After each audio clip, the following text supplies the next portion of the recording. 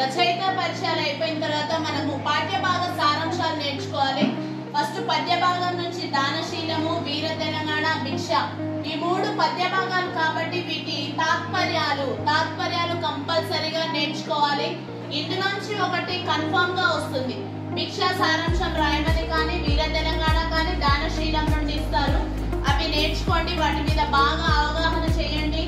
Next నగర గీతము, జీవన భాష్యం, సారాంశం నేర్చుకోవాలి. నగర గీతము, జీవన భాష్యం, సారాంశం నేర్చుకోవాలి. ఈ రెండింటిలోంచి ఏదైనా సరే ఒక భావం రాయమని కానీ, సారాంశం తాత్పర్యం రాయమని కానీ, సారాంశం రాయమని కానీ మిమ్మల్ని అడుగుతారు. అవంతా అయిపోయిన తర్వాత ప్రధానంగా ఈ క్రింది ప్రశ్నలు చదివితే ఇంకా మీలో ఎవరిలో అయినా భయం ఉంటే ఆ భయాన్ని ఈజీగా తొలగించేసుకోవచ్చు. నేను చెప్తున్న ఈ ఇంపార్టెంట్ క్వశ్చన్స్ కేవలం 7 మార్క్స్ వస్తాయి, 7 మార్కులకు వస్తుందండి మీకు. ఇవి ప్రధానంగా వీటి మీద మీరు అభ్యాసం చేస్తే మీరు కంపల్సరీగా తేలిగ్గా ఈజీగా ఉత్తీర్ణత సాధించవచ్చు. ఈజీగా చూడండి, దానము, దాని ప్రాముఖ్యత, మనం దానం ఎందుకు చేయాలి, దానం చేస్తే ఏ విధంగా ఉంటుంది, దాని యొక్క ఇంపార్టెన్స్ రాయాలి. ఇది కంపల్సరీగా 7 మార్క్స్ వస్తుంది. గ్రామాలలో వచ్చిన మార్పులు, అక్క తమ్ముళ్ళు ఇద్దరు ఎడ్ల బండిలో ప్రయాణమైన తర్వాత వాళ్ళ గ్రామాల్లో వచ్చిన మార్పులు మనకు తెలియజేశారు. దాదాపు 14 మార్కులు ఉన్నాయి. వీటిని మీరు కంపల్సరీగా పాయింట్స్ వైజ్ రాయాలి. మీ ప్రెజెంటేషన్ అనేది పేపర్లో పాయింట్స్ వైజ్ గా ఉన్నట్లయితే మీకు 7 మార్క్స్ స్కోర్ చేసే ఛాన్సెస్ ఉంది. నెక్స్ట్ పట్టణ జీవితం, గ్రామ జీవితాల్లో నీకు ఏది ఇష్టం, ఎందుకు? పట్టణ జీవితం అంటే ఇష్టమా, గ్రామ జీవితం అంటే ఇష్టమా, నీకు ఏది ఇష్టం, ఎందుకు అనేది అడుగుతారు. అది కంపల్సరీ రాయాలి. మీరు అది నేర్చుకోండి. ఇంకా ఎవరైనా నేర్చుకున్నట్లయితే వీటిని బాగా నేర్చుకోండి. నిమ్న వర్గాల అభివృద్ధి కోసం భాగ్యారెడ్డి వర్మ చేసిన కృషి. అసలు ఆది హిందువులు అంటే ఎవరు, ఆది హిందువుల కోసం భాగ్యారెడ్డి వర్మ గారు చేసిన కృషి ఏమిటి, దాని గురించి మీరు నేర్చుకోండి.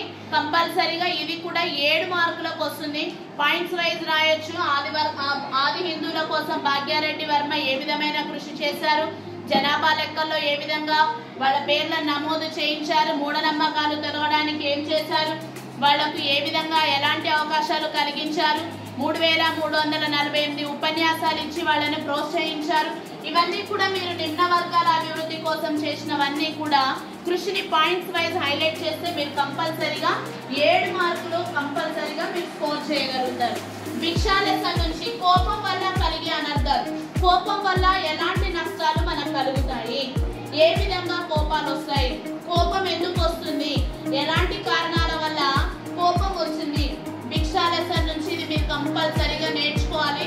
కోపం వల్ల ఏ విధంగా అనర్థాలు కలుగుతాయి, లేకపోతే మీ మిత్రుడికి లేఖ ద్వారా అయినా తెలియచేయండి అనేసి ఇది కంపల్సరీగా వస్తుందండి. అంటే గెస్సింగ్ మాత్రమే. ఇప్పటి వరకు పేపర్స్ చూసినట్లయితే మన మోడల్ పేపర్స్ లో ఇవి ఇంపార్టెంట్ ఉన్నాయి కాబట్టి మీలో భయం తొలగించడానికి నేను ఇవి రాసి మీ కొరకు చెప్తున్నాను. కోపం వల్ల కలిగే అనర్థాలు భిక్షా లెసన్ నుంచి నేర్చుకోండి. చార్మినార్ కథల నేపథ్యం 12వ పాఠము భూమికా లెసన్ నుంచి చదవండి. అసలు చార్మినార్ కథలు ఎందుకు చదవాలి, చార్మినార్ కథల సంపుటి ఏంటి అనేసి ఉంటుంది. ఇది కంపల్సరీ వచ్చే అవకాశం ఉంటుంది. 7 మార్కులకు వస్తుంది. ఇది నేర్చుకోండి. గోల్కొండ కోటలో నీకు నచ్చిన అంశాలు, సాహిత్య సేవ. నీకు ఏ అంశాలు నచ్చాయి? గోల్కొండ పట్టణ విశిష్టత కూడా అడుగుతారు. ఆ విధంగా అడిగినా ఈ విధంగా అడిగినా మీరు బాగా పాఠ్య పుస్తకాలను చదవండి. ఎవరైతే టెక్స్ట్ బుక్స్ బాగా చదువుతారో వాళ్ళు మాత్రం పేపర్ ప్రెజెంటేషన్, పేపర్ క్వశ్చన్ని ఏ విధంగా మార్చి ఇచ్చినా కూడా రాయగలుగుతారు. కాబట్టి టెక్స్ట్ బుక్ బాగా చదవండి. గోల్కొండ కోటలో నీకు నచ్చిన అంశాలు ఏమేమి నచ్చాయి నీకు? అందమైన రమ్యోద్యానములు ఉన్నాయి అక్కడ, వాళ్ళని పోషించాడు, సాహిత్య సేవని చేసే వాళ్ళని పోషించాడు, ఉమ్రావులని అని ఉంటుంది. ఇది కంపల్సరీగా 7 మార్కులకు వచ్చే క్వశ్చన్స్ అండి. ఇవి కూడా వీటి మీద మీరు బాగా ప్రాక్టీస్ చేయండి.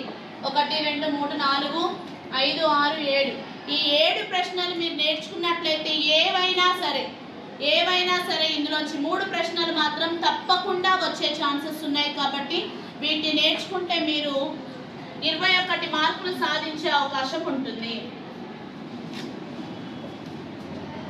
నెక్స్ట్ రామాయణానికి సంబంధించి చదవవలసిన ముఖ్యమైన ప్రశ్నలు. రామాయణానికి సంబంధించినవి. అసలు రామాయణం ఎందుకు చదవాలి, రామాయణం ఎందుకు చదవాలి అనేది చాలా ఇంపార్టెంట్ క్వశ్చన్. దీన్ని చదవండి. రామ సుగ్రీవుల మైత్రి గురించి వివరించండి అని ఇస్తారు. దీని మీద కూడా మీరు అవగాహన అంటే చదవండి, అభ్యాసం చేయండి. నీకు నచ్చిన 3 పాత్రల స్వభావాలు వివరించండి. నీకు రామాయణంలో ఏ పాత్రలు అంటే ఇష్టము, వాటిలో ఏవైనా 3 గురించి వివరించమని అడుగుతారు. మీకు ఇష్టమైన ఏవైనా సరే 3 క్యారెక్టర్స్ గురించి రాస్తే సరిపోతుంది. నెక్స్ట్ మందార, సీతాన్వేషణ, విరాతుడు, కబంధుల వృత్తాంతాలు. ఏ విధంగా మందార సీతాన్వేషణ, సీతని ఏ విధంగా అన్వేషించారు, మందార కైకేయి యొక్క దాసి ఏ విధంగా ఏం చెప్పింది, కైకేయిలో ఈర్ష్య స్వభావం ఎందుకు పెరిగింది, పెరగడానికి కారణం ఏంటి, మందారనే. ఆ మందార గురించి మొత్తం రాయండి. సీతాన్వేషణ, సీతని ఏ విధంగా అన్వేషించాడు. సరే, విరాతుడు ఎవరు, కబంధుడు ఎవరు, వీటి యొక్క వృత్తాంతాలను అడిగే ఛాన్సెస్ ఉన్నాయి. వీటి మీద అభ్యాసం చేయండి. హనుమంతుడు, సుగ్రీవుడు, మందార, విభీషణుల పాత్రలు అడిగే ఛాన్సెస్ అవకాశం ఉంది. కాబట్టి ఇంకా ఎవరైతే నేర్చుకోలేదో ఈ ఇంపార్టెంట్ క్వశ్చన్స్ ని మీరు బాగా అభ్యాసం చేసినట్లయితే కంపల్సరీగా మీరు 10/10 సాధించే అవకాశం ఉంటుంది.